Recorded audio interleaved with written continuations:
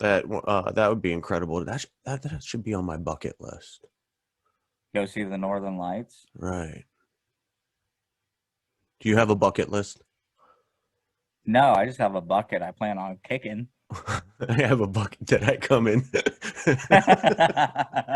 Yeah, the fucking spunk bucket.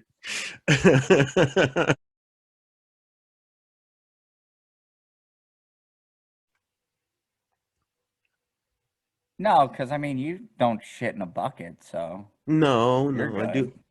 I do keep a bucket. I have this bucket that I come in all the time. So I never waste any cum. I have this bucket that I come in, and I keep that bucket out in the shed. I'll just go get it if I'm going to masturbate. That's different. That's that's That's fucking that's extra. called that's called the milking, and that's on the Lonely Fans. I can make an OnlyFans page, but about my milkshake. It has in fact brought the boys to the yard. Not the right ones, but they are fucking out there. I don't give a fuck if they're paying customers. I'll start doing it. $20 is $20. A wise man once told me. Document every time. Have it on an OnlyFans page. I have a bunch of fucking weirdos that pay monthly to, like, I would never put my dick in the scene, but I would just like fill my bucket and like.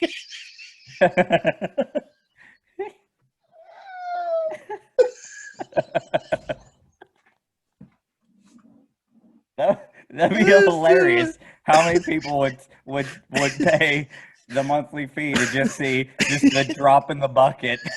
Just It's so stupid. Okay. you just hear, Stop that. and then whoop, you're welcome. Oh my goodness. All right, so that's that. We'll see. So We'll see how. that's our Matt jerks off in a bucket talk. We'll see how not Doug at gmail.com responds to that. I'm such a fucking creep. Though for like 2 months, I've been driving around. Have you seen her? Tell me, have you seen her? I listened. One thing I did want to mention is how crazy I recently have found out that Japanese people are. I didn't realize this. I know that there's like a lot of anti-Asian, whatever. This is not that. This is just information I've been exposed to recently, which I'm sure there are beautiful things about, all different humans, cultures, and, beautiful things about peoples that, we don't know. But I listened to episode 133 of the Jocko podcast recently. My favorite podcast of all time, by the way. Bro, I just found out about this guy. Jocko Willink. Really? Yes, sir. I've been on Jocko literally since sub 50 podcasts. Oh wow. Like super early I found out about it. Yeah, because he's in like how many does he have? Well over 300, 400 by now. I can tell you right now because I was listening to his newest one on my way home. Oh, so all you have to do is hit the power button and hit play. Yeah, we are on 291. Oh, wow.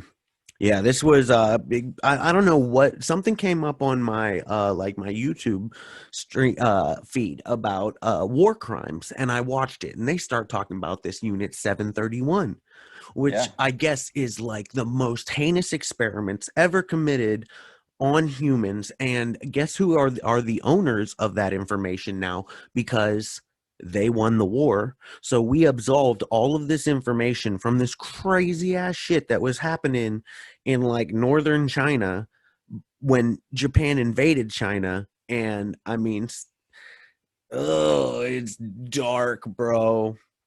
Yeah.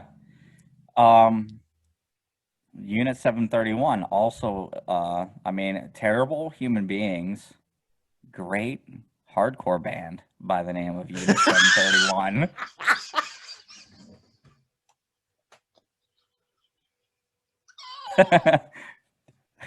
Fun fact. There's really a band named Unit 731, yes. And their music sounds like what happened to those people. Oh my God. There was a band in college I remember called the Smegmates. And, and what's funny about that, for people who don't know, the word smegma, I guess, is like the ooey gooey ooze under a man's foreskin between whatever. It's there. It's called smegma, and there was a band called the Smegmates. Hell yeah. Shout out to them for whatever they've added to society. these these people. Speaking of shirts, Oh, Dan, what is that in the background? Danny, can you describe what we have here on the video? We have an absolute relic to Northeast Ohio MMA, museum quality, Mhm. PSA 10. If that was a Charizard, Logan Paul would have that around his neck to go fight Floyd fucking Mayweather. Look at that thing. And when I Do you and know I how long rarely, it's been since I seen one of those? yeah, I rarely break that shirt out, and I actually wore it to work maybe like 2 weeks ago on a Saturday, and people ask me because it says on the back, support your local cage fighter. And when I'm down here at work, I work at like a plant nursery. I just sell old people plants all day, and they go, "What is a cage fighter?" And this lady, my coworker, I was describing that that shirt was like 13 years old, and she goes, "Oh, it looks like it's brand new. I've probably only worn it like 15, 20 times." Dang. I don't even have one of those. Wow, yeah, I got mine, and was just like thumbing through my closet there and wanted to pull it out and show it off. That's amazing. So yeah, probably yeah, at this point that was probably made 12 or 13 years ago. I ordered that when I was Um, living in Chicago, I believe. yeah, me and well, listen to this retard.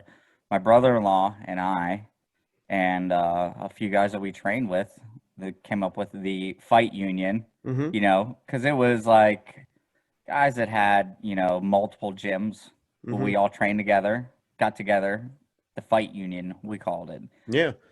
Big industrial area, a lot of union Mm-hmm. activities back in the day. So we came up with the logo, the fight union, local 330, and then we had the local 412 for the Pittsburgh area guys. Oh wow, I And didn't know you we made would, Pittsburgh shirts. yeah, Michael has had one. I don't know if I'm sure he probably still doesn't still have one. Oh, But come on. Ask him to but thumb yeah, through his closet. It'll be in there somewhere. You don't get rid of uh, something like that. right. Yeah. And yeah, we made those to sell, to, pay for training, pay for other things, try and get the name out, get people at our fights. And And that was nothing 2010, came did of you? it because I fucking suck. So No, come on. Look, now we're promoting this. Let's get back on hustling fight union shirts.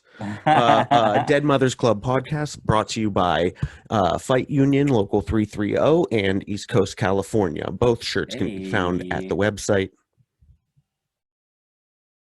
And I was thinking that maybe for another episode, we could do try to have an intellectual conversation. I feel that we could articulate ourselves and have a capable, constructed, uncoerced no dick communication. jokes. No jokes. At some point you pick the topic, that thing's going to go down the drain real fast. What, our intelligent, serious conversation? Right, what would we even talk about? UFOs. Um, yeah, obviously, Bigfoot. I went on a Squatch investigation in Connecticut once. Really? Hmm. Don't tell me about it. We'll save it for our intellectual speak. Oh yeah, that's what we need to do. That'll be like an episode. We'll do like a blueprint of our, you know, yeah.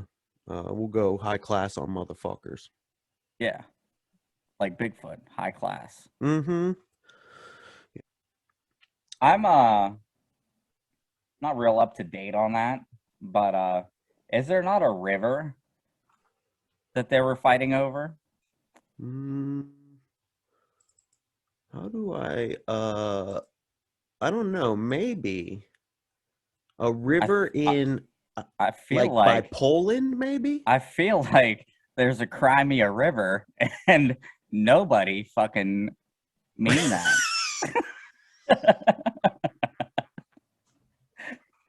You, Uh, what the